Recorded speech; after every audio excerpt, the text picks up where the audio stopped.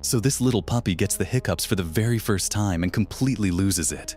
Every single hiccup makes him flinch and spin around like something just snuck up on him. He starts staring at his own chest, then his belly, then his chest again. You can actually see the exact moment he decides something inside him is alive and plotting against him.